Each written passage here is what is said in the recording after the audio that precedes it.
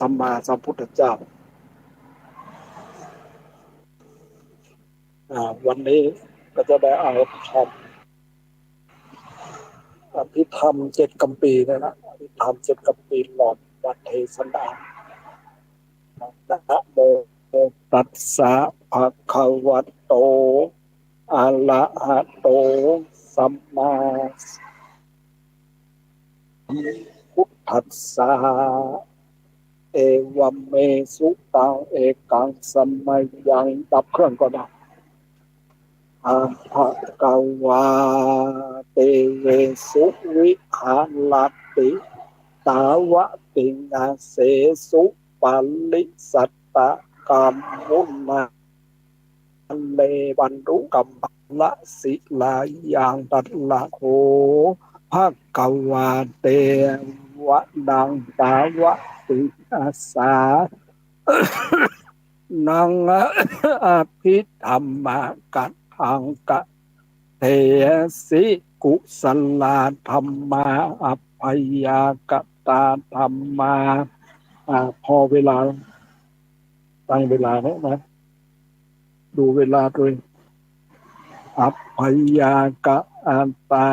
ธรรมาไหนต้องเอา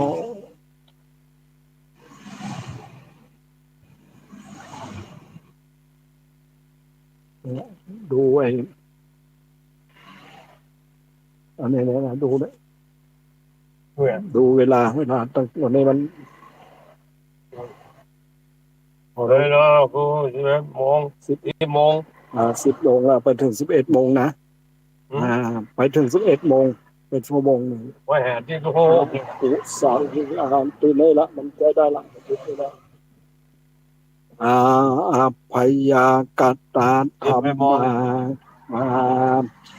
อาสุขายะเวทนายะสัมปปยุตตาอาธรรมาทุกขายะเวทนายะสัมปยุตตาธรรมาดูลาสปุลิสะตั้งงานหลายคือขันลึหัดนักบวชยิงใจตั้งหลายถึงนั้นตั้งโสตาประสาทหูดาฟังรู้แจ้งและจำชื่อไว้ในมโนทวารวิถีจิตใจแห่งงานโตนจุผู้จุโคนจุตนเตออันตีนีจับได้วิสงงานคุณนั่งแห่งงานพระอภิธรรมาเจ้าตั้งงาน7 กำปีอันมาแต่งงานต่อเป็นอินทรีย์จิตอันใจจุอันตัวจุจุอันตัวสัตว์มนุษย์โลกคนเราตั้งอันหลายนี้ด้วยดังในยักษ์สัตว์เขตก่อนนานแลเพิ่งรู้ดังนี้เตอสังวิธาปุกายปะเหตุดวงนี้และสังวินาสังตัวนี้คือไดอาภิธรรมมาสังกินีและวิตัวนี้คือไดอาภิธรรมมาวิพังกะพาตัวนี้คือไดอาภิธรรมมากะพาธาตุธาตุกัตถาปุตัวนี้คือใดอภิธรรมมาปุกลาปัญญาติกะตัวนี้คือใดอภิธรรมมากะอันถาวัตถุอายะตัวนี้คือใดอภิธรรมมายะมักกะปะตัวนี้คือใดใดอภิธรรมมาปัญหาปัญหาฐานเจ้าและสัตว์ตาตุกัลละสัตว์โลกตั้งหลายมนุษย์ปุกัลละยิงงานใจสัตว์ตั้งหลายยามเมื่อตั้งเอาปฏิสนธินั้นแหละสังตัวนี้คือไดอาภิธรรมมาสังกินี นั้นมาหลอมยังจิตวิญญาณแห่งสัตว์โลกต่างหลายให้พร้อมต่าง33ลาก็จริงนาตา33แล้วก็จริงดำปาเขาวาหวังติดกรรมขวาแห่ง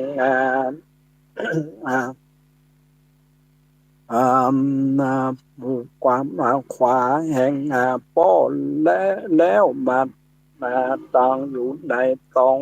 ป้อนานได้สามได้7 วันแล้วจริงจักออกมาดู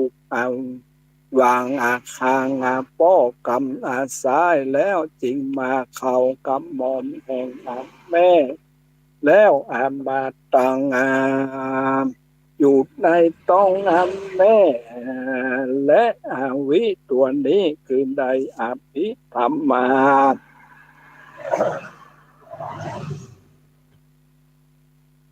นั้นเขียวแห่งเป็นดังตอมน้ำมามันอันติดอยู่ห่างทลายนั้น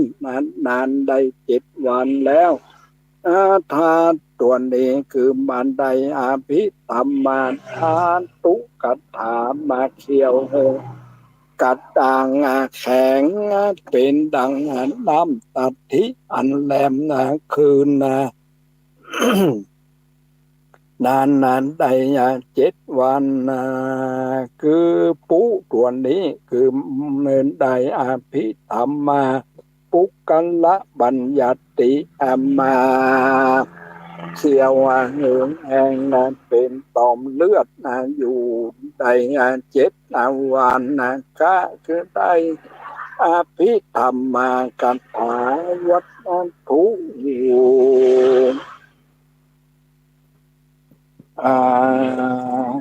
มาวัตถุมาเขียวกันต่างเป็นเป็นมาเป็น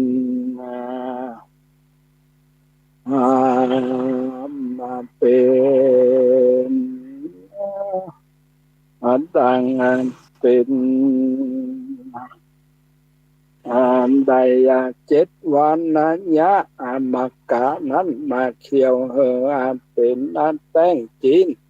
นานใด7 วันแล้วปุตัวนี้คือมันได้อภิธรรมามหาปัฏฐานมาเขียวแห่งดีบัวละมวนแล้วจริงจักแตกเป็นสาขาแห่งแล้วเป็นนันดังออกในธรรมะสัตตวิมาลานั้นมีสะแปดตัวมีเป็นตนมีโอเป็นที่สุดและในละหู3 ตัวนานมาแบ่งเป็นหัวเข่าตั้ง2และอีตัวนาน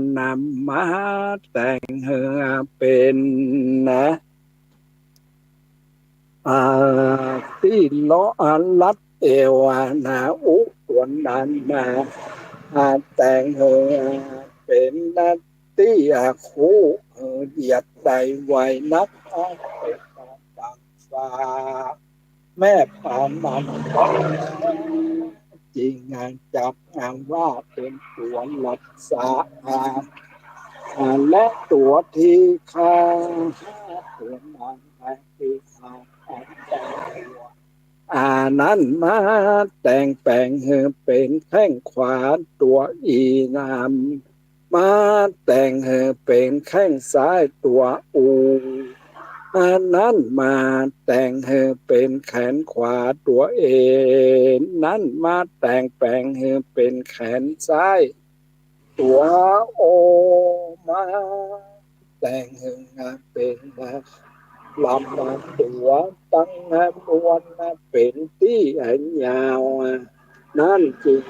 ว่าเป็นตัวที่ขาเพื่ออันแลตัวที่ขาตัวนั้น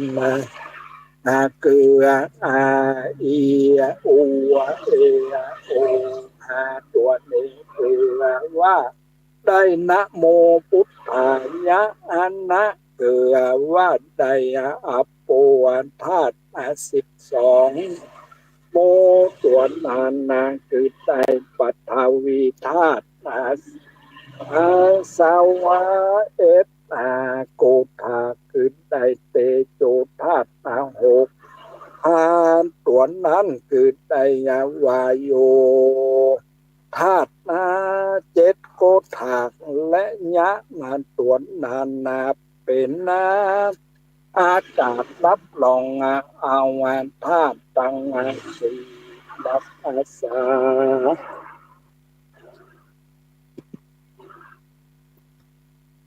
ไว้และกะ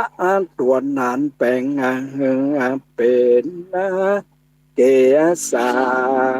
มเกลือผมอันใดเกิงกดนึ่งคะตัวนั้น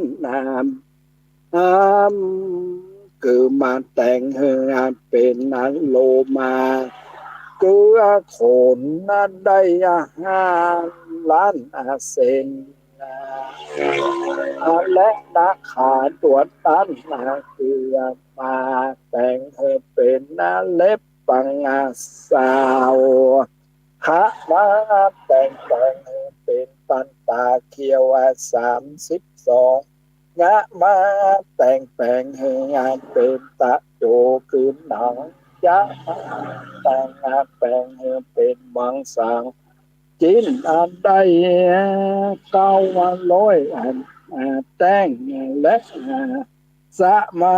แต่งเป็นหาลูเอ็นคือเอ็นหลวง900เอ็นน้อยเมีย7ปันจะมาแต่งเป็นอัฐิกระดูกมี300 ต้นและสามารถแต่งเป็นอัฐิมินจังคือกะมองดูมีแต่งคือเสียงและยะมาแต่งเป็นวักกังไดมะมะเกวมี2ลูกรวมควรเดียวกันแล้วรวมควรเดียวกันและยะมาแต่งเป็นหัตถยังหัวใจใหญ่ตุยเต้าจุ๋มดอกบัวคำนั่นเล่าแล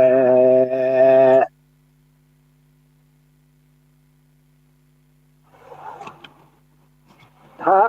มาแต่งเป็นยะกันดังคือตับและตับผู้ใบมีกิบเดียวและตับผู้มีปัญญา2 กีบและดะมาแต่งเป็นกิโลมะกังคือพังผืนมาหูมาห่อจิ้นไว้เป็นต่างเลือกไม้นั่นแหละขามาแต่งเป็นปิหากังคือมันแปลว่าลิ้นต้องยาว7 นิ้วมือขวางและนะมาแต่งเป็นปะปะสังคือปอดและตะมาแต่งเป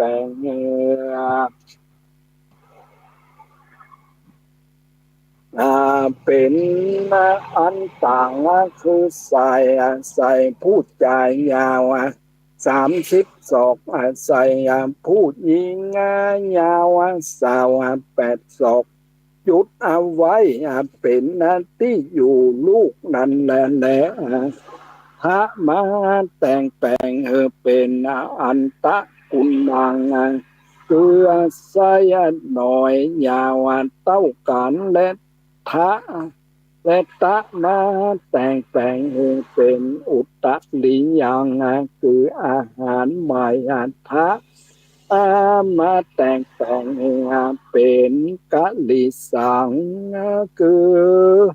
อาหารเก่าเอามาแต่งแปลงเป็นมัตตะลุงกังคือออกหัวขาว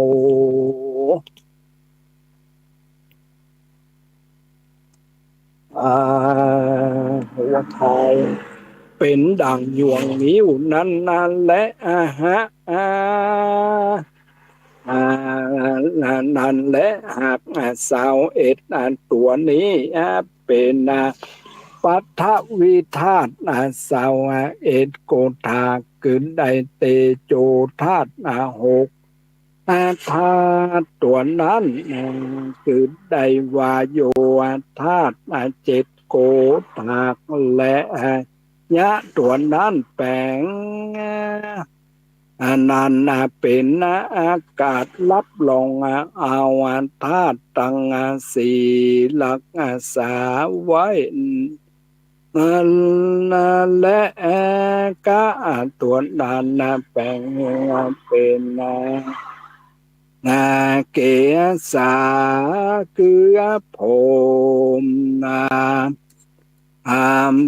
เป็นปัทวิธาตุคือรูปปัธรรมหากเป็นกุลพระปิตตาคือว่ากุลป้อสาวเอ็ดและอันนาและอันนะโมและอันนะมาแต่งแปลงเป็นปิดตังคือน้ำดีดำและปะมาแต่งแปลงเป็นเสมาหังคือว่าสเลดยะมาแต่งแปลงเป็นปุพโพน้ำหนองอิมาแต่งแปลงเป็นโลหิตต่างคือน้ำเลือดพระมาแต่งแปลงเป็นเสโทคือน้ำเหงื่อมาแต่งเป็นเมโทคือขี้ไข่ยะมาแต่งแปลงเป็นอสุระคือน้ำอันตา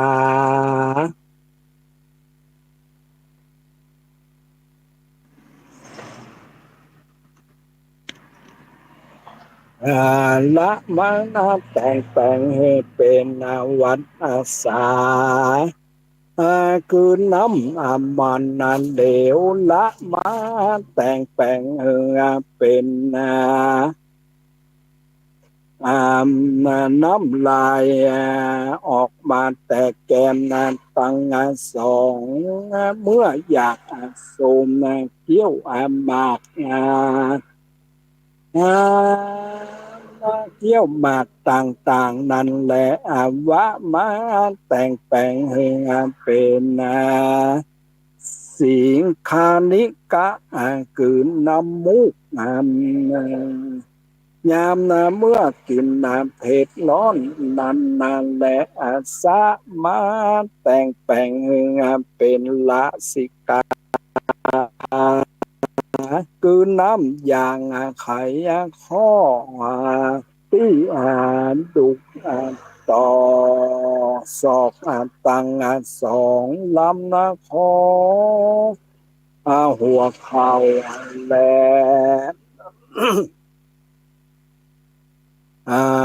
แอกตีนข้อมือและตีและตีน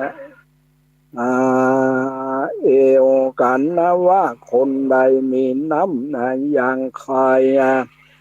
อย่างไขข้อมีน้อยมันดังมันอัมมาอันน้อยบนนักการเตียวต่างมันดังมันดังกัดเตียวไปตั้งกายลำบากนักและมาแต่งแปลงให้เป็นมุดต่างเกียน้ำเงี้ยวและเนื้อและสิบสองตัวนี้หากเป็นนามธรรมเป็นกุณแม่สิบสองคือได้โปธาตุสองและรูปธรรมเสาเอ็ดนามธรรม12รวมมากันเป็น33โกธาตุและมัทธลุงกลาง12ตัวติง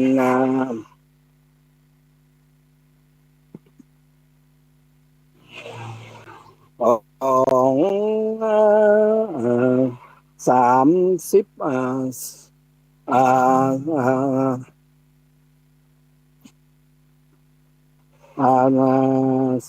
ิเสาเอ็ดตัวติงสาการเป็น33พร้อมว่าเป็นถูกลักษณะรูปนามตนตัวตนแห่งมนุษย์สัตว์โลกต่างสัตว์โลกคือคนเรานี้นั่นแหละนะตัวมันมาแปลงเป็นรูปขันธ์โมมาแต่งเป็นเวทนาขันธ์อุมาแต่งเป็นสัญญาขันธ์และอัฏฐานั้นมาแต่งให้เป็นสังขารขันธ์ญาตัวนั้นมาแต่งให้เป็นวิญญาณขันธ์ขันขันขันตั้งหานี้พร้อมแล้วจริงประสูติเกิดออกมาเป็นสัตว์และมนุษย์เป็นผู้ดีมาเลืองหานะโหนาฟัง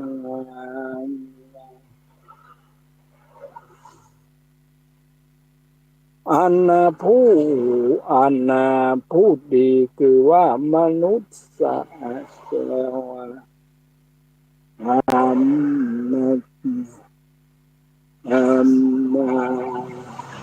มนุษย์คนเราตั้งหลาย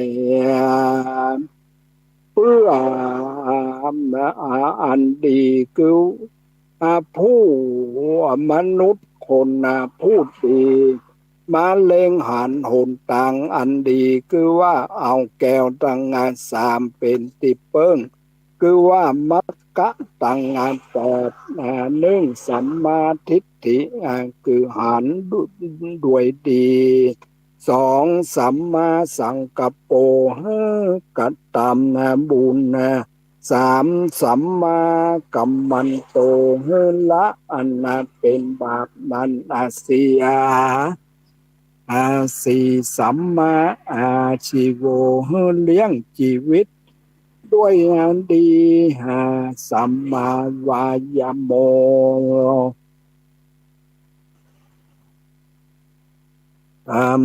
สัมมาวายโมรักชีวิตสัตว์และคนเหมือนดังชีวิตตนตัวสัมมาสติมี มันกูบ่หวั่นไหวในโลกธรรมตั้งแปดประการหกสัมมาสมาธิตั้งใจในสมาธิอันนั้นดีใจเจ็ดสัมมาสติอันมีสติมันอัตถังคิกะมักคือกัตตามเมตตาภาวนาสมาธิกรรมฐานและวิปัสสนากรรมฐานไปใจใจบ่เฮ้อบาปเกิดจำละบาปใจนั้นตามออกในมัตสิมักกะอันนามาอันมัตสิมักกะนั้นมาแล้วอันนั้นพระพุทธเจ้าเทศนาแก่สารีบุตรตั้งหลายผู้ใดคือข้าหัดนั้นยิงจ่ายก็ดีมักบวชเป็น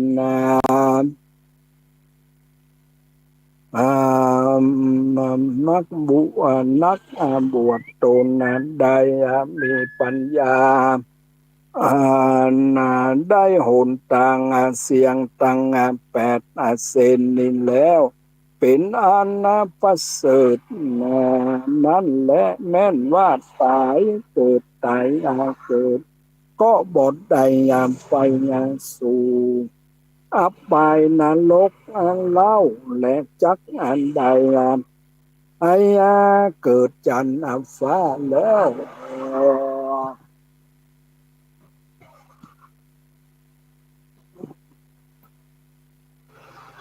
มาเกิด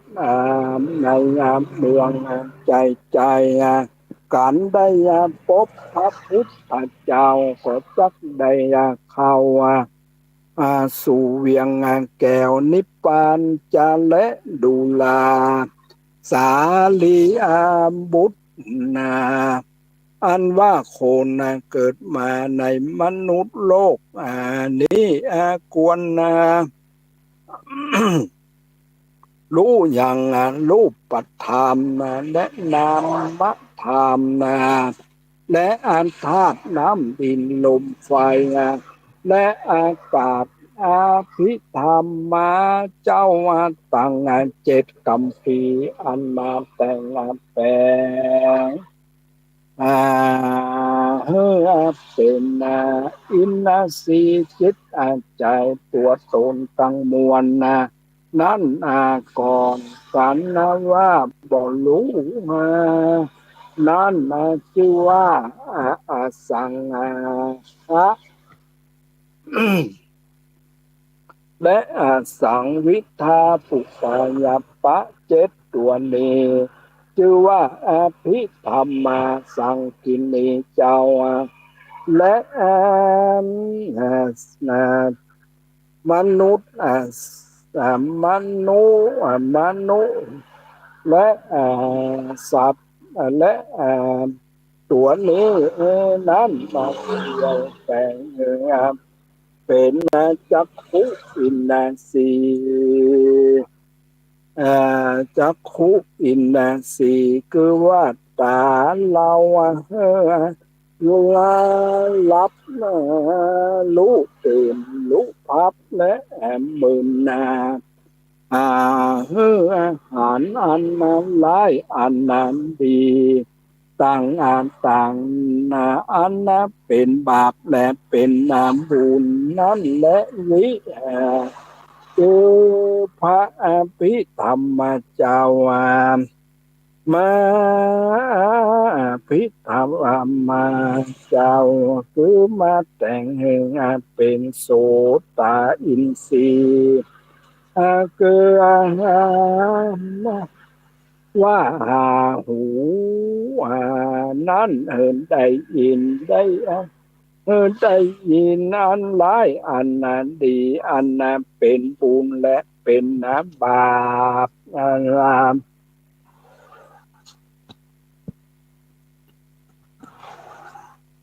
อันดีอันร้ายต่างๆนั่นแหละทางได้อาภัพธาตุกัฏฐาธรรมเจ้ามาแต่งแปลงให้เป็นคนินนาสีว่ารู้ดังอันเราได้รู้สุปอันโดมยังกันนันทะอันหอมอันน้ำเหม็นอันน้ำเป็นดีอันนั้นร้ายต่างและปุคือได้พระอภิธรรมปุกละปัญญาติเจ้านั้นมาแต่งเฮงเป็นชิวหาตินสัตสีคือว่าเรารู้จักอยากโดมและอวานนะและอวานอ่าอ่าอ่าคือว่าสิวหาตินสีคือว่าอ่าเรารู้จักหยาดสมและอวานนะอันหยาดอันนะเพชรเกมนะโคมอันนั้นดีอันนั้นเล่าต่างและกะเป็นกัตถาวัตถุธรรมเจ้ามาแต่งแปลงเป็นนางกายะอินนาสีรู้จักร้อนรู้จักเย็นกัดหนาวต่างและยะคือได้พายะมกะธรรมเจ้ามาแต่งแปลงเป็นชีวิตตินสีคือว่าดวงจิตใจแห่งเรารู้อันนั้นหลับอันตื่นและให้หัวปากตาลเจียนละจากรรมดีกรรมร้ายต่างนันจะเลปะคืนได้พระมหา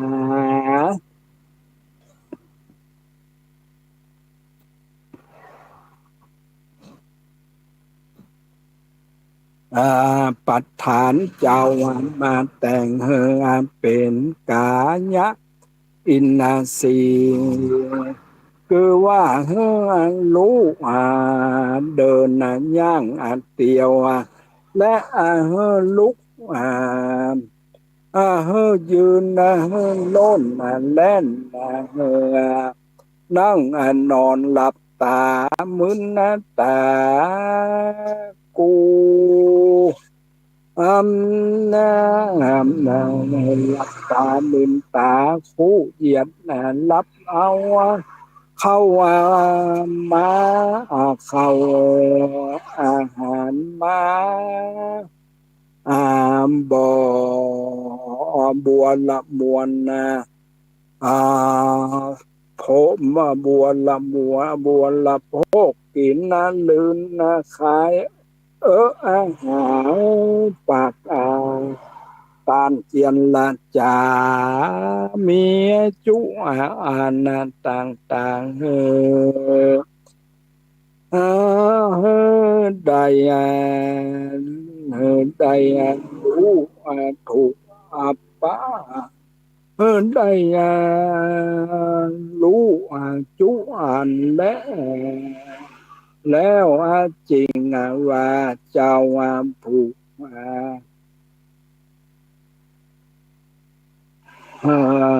เจ้าเจ็ดลูกคือว่าสังวิทาปุกกายปะอันนี้อันแหละอันนี้คือว่าพระอภิธรรมเจ้านั้นมาเคี่ยวแต่งอินสีจิตใจตัวตนนาม อันนี้ชื่อว่าอภิธรรมาจาวันนั้นนามาแต่งแปลงกายอินนาสีอาจิตอันใจอันตนอันตัวแห่งมนุษย์โลกอันจุอันโคนจุอันตนและชื่อว่าพระอ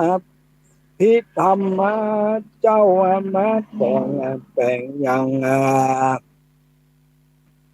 กายอินนาสี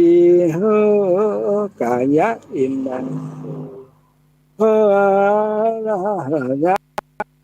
อิ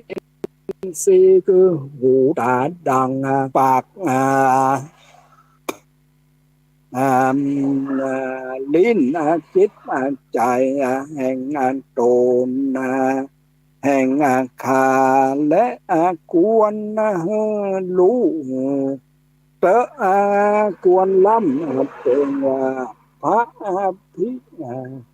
ธรรมาเจ้าบ่มมาแต่งแปลงเพื่อผู้ขานี้ดังผู้ข้านี้ก็บทใดเป็นตนเป็นตัวและกวนเป็ดตนตัวและกวนรู้จักกุณพระอภิธรรมาเจ้า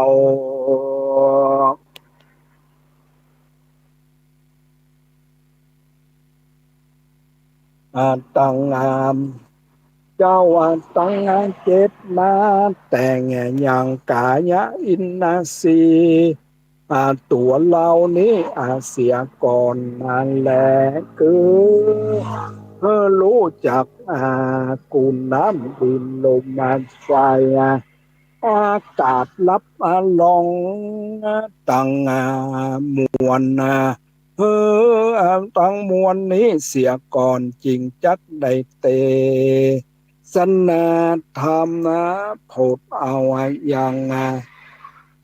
พ่อแม่และญาติกาสัมปันตะวงศาและเทวทูตตั้ง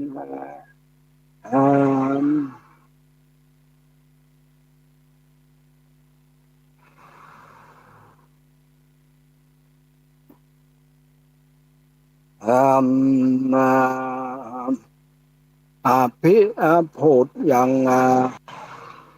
พ่อแม่และญาติกาวงศาตั้งหลายตายังกะตั้งหลายตามดังพระพุทธเจ้าหันเตสนาในมัตสิมักกะว่าปุกกลาผู้ใดบ่รู้จักคุณพระปิตาและพระปิ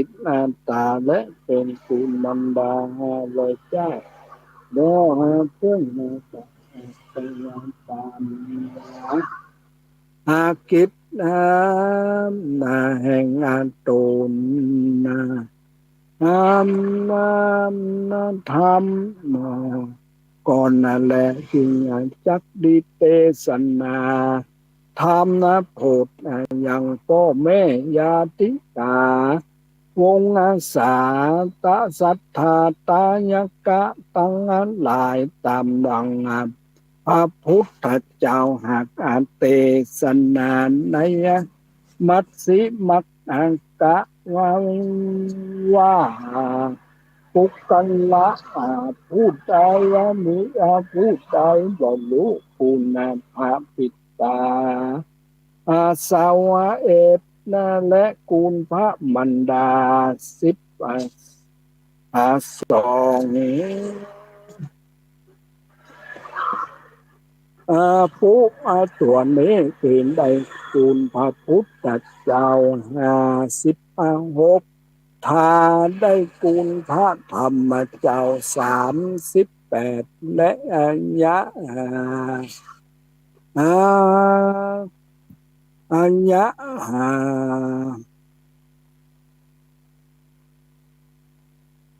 อัญญะคือได้คุณพระสังฆเจ้า14และในยะหนึ่งว่านะกาโลกะกุสันโธโมกะโลโกนาคัมมโนโยกาโลโกนากัมนามะนะวะโนภัพพุกุสะปุกุสะโลกากุสัมมาโล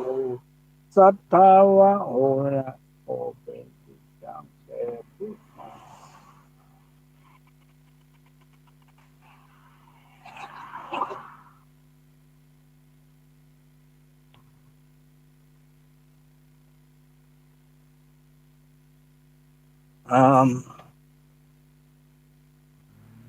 อันนี้นะครับทากะโลโกนาคัมอนาทากะโลโกตโมยะกะโล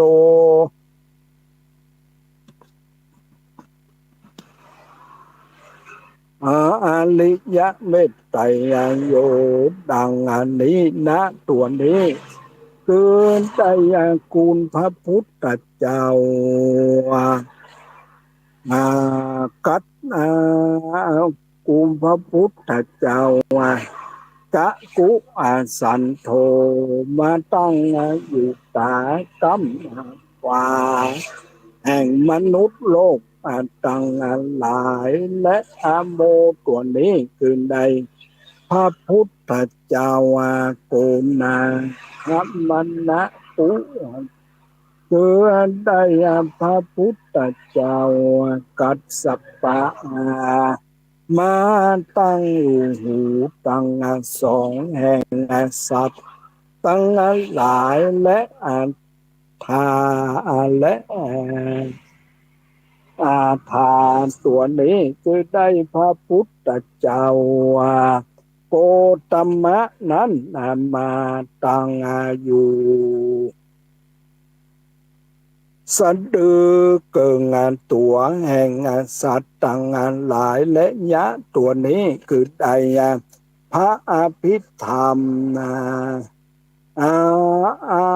คือได้พระเจ้าอริยเมตไตรจักมาตั้งอยู่อย่างนาภาคแห่งมนุษย์โลกจุยิงใจและข้าหัดนักบวชการและเจ้าตั้งหลายกวนให้รู้กุณพระอริยเมตไตรแห่มาอริยเมตไตรมาแต่งแปลงเป็นกายอินทรีย์จิตใจตนตัวเราเรานี้เตอบ่รู้จักคุณพ่อและแม่บ่รู้จักคุณน้ำบ่รู้จักคุณดินลมไฟอากาศรับรองเอา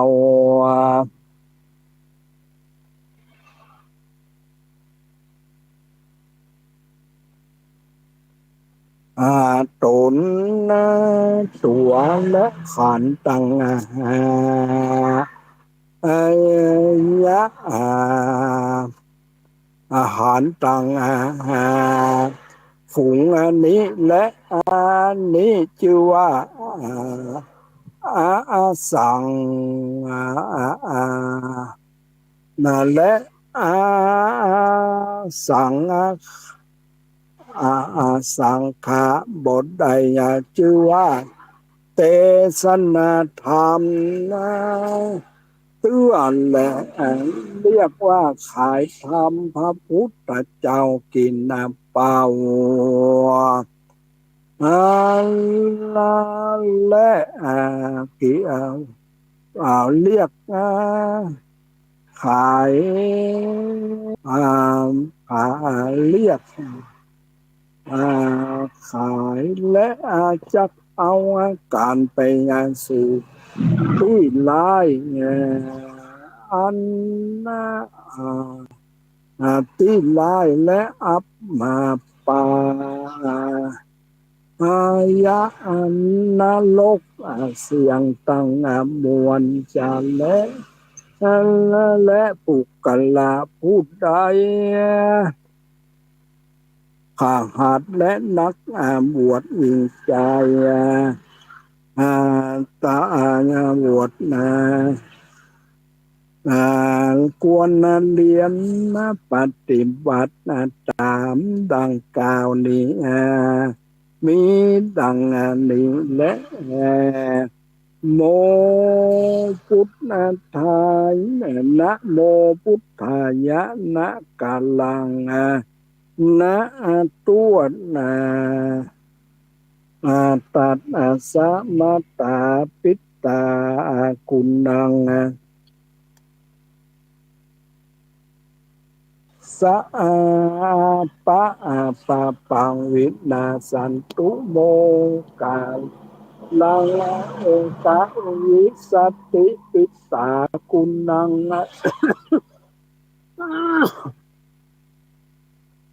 สัพพะปะปังวินาสันตุภูอังกา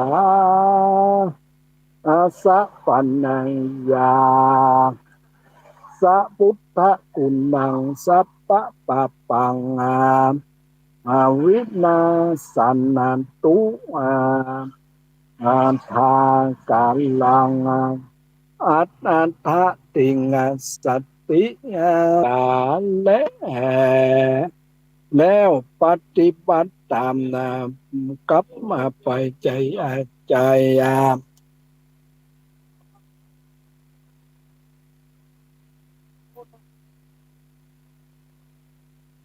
ก็จักได้พ้นจากทุกข์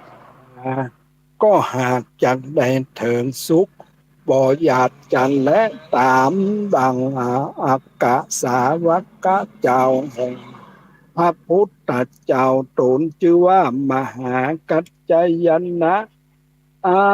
เถรนะเจ้าหากหาก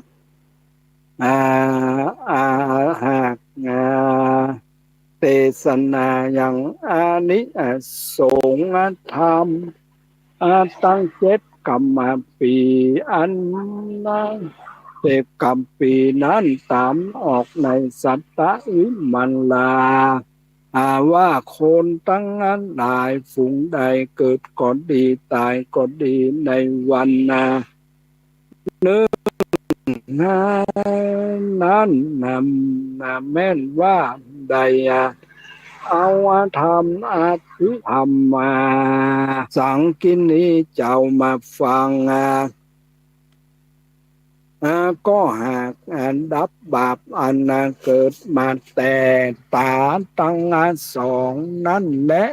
กันว่าจุดติดตายก็บทใดไปสู่ที่ลายสักคาบก็จักได้ไปเกิดจันฟ้าเลิศไปบุญจันและปุกกัลละผู้ใดเกิดก็ดีตายก็ดีในวันสองนั้นกันว่าได้เอาอภิธรรมาวิพังกะมาฟังดังอันก็ดับบาปอันเกิดมาแต่หูตั้งสองนั้นกันว่าจุติตายไปก็บทใดไปเกิดบทใดไปสู่ที่ลายสักคาบก็จักได้ไปเกิดในที่จันฟ้าเลิศไปบน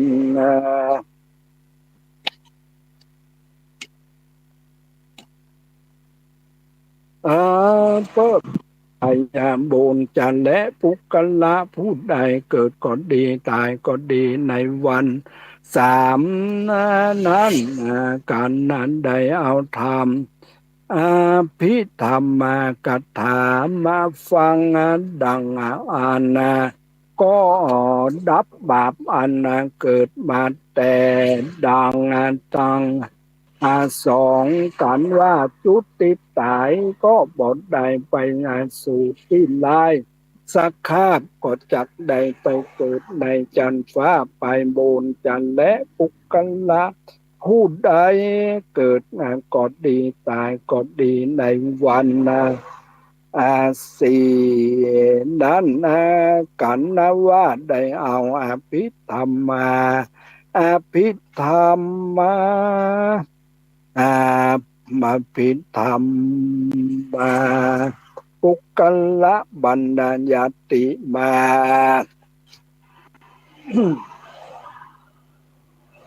อ่ฟังดังอ่านกดดับบาปอันเกิดมาแต่ลิ้นและปากตังมวลกันจุติตายไปก็เกิดไปไปเกิดที่อะไรสักข้ามก็จักได้ไปเกิดจันทร์ฟ้าไปบนจานและปุกกันละผู้ใดเกิดก็ดีตายก็ดีในวันห้านั้นกันว่าได้เอาธรรมอภิธรรมาคาถาวัตถุเจ้ามาฟังแล้วว่ามาฟังก็ดับบาปอันเกิดมาแต่กายะตนตัวและมนุษย์ตัวและมโนทวารตังมวลกันสุขิตาย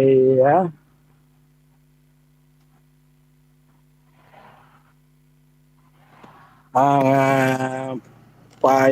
ก็บทไปเกิดบทใดไปสู่ที่ลายสภาพก็หากจักได้ไปเกิดจันทร์ฟ้าไปบนจันทร์และปุกละผู้ใดเกิดก็ดีตายก็ดีในวันนั้นหกนั้นกันว่าได้เอาธรรมอภิธรรมมายะมะกะเจ้านั้นมาฟังกดดับบาปอันเกิดแต่จิตใจตั้งมวลกันจุติตายก็บทใดไปสู่ที่ลายสักคาบก็จักได้ไปเกิดจันทร์ฟ้าไปบนจันทร์และปุกละผู้เกิดก็ดีตายก็ดีในวันอ่าเจ็ดนี้กานั้นกันว่าได้เอาธรรมอภิธรรมมา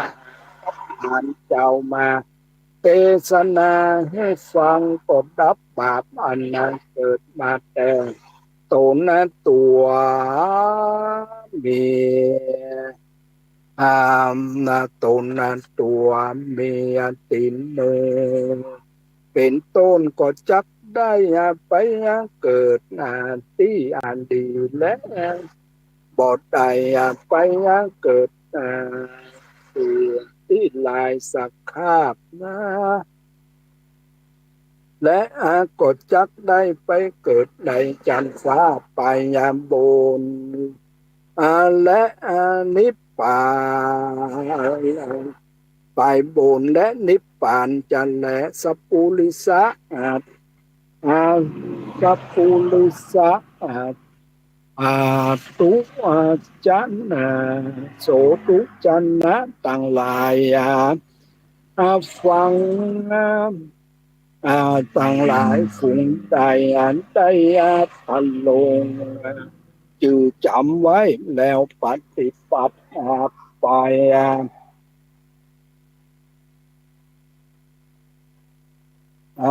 จุโตนจุโคนนั้นเตอแม่นว่าปิต ตามันดายาสิวงอาสาและโคนนาพูดนาใดและจุดติดตายไปบทก็บทได้ไปสู่ที่ลายสักเตื้อแม่นนะว่าได้ไปเป็นเพศเป็นผี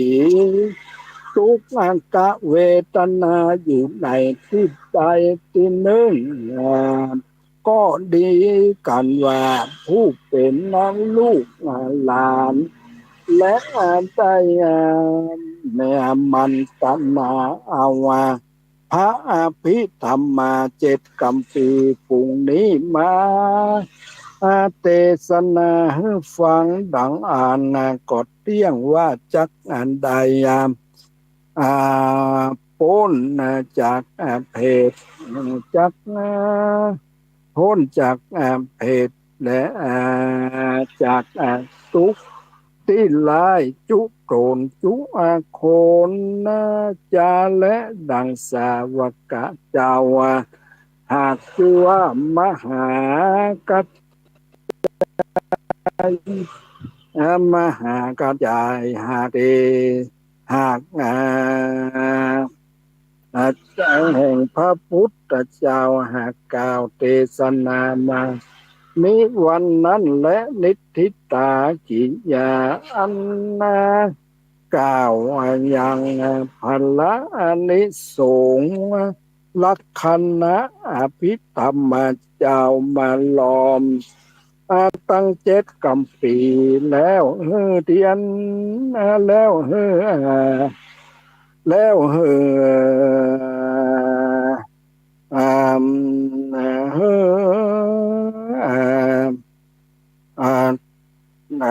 นี้นี้ทอนี้ตัว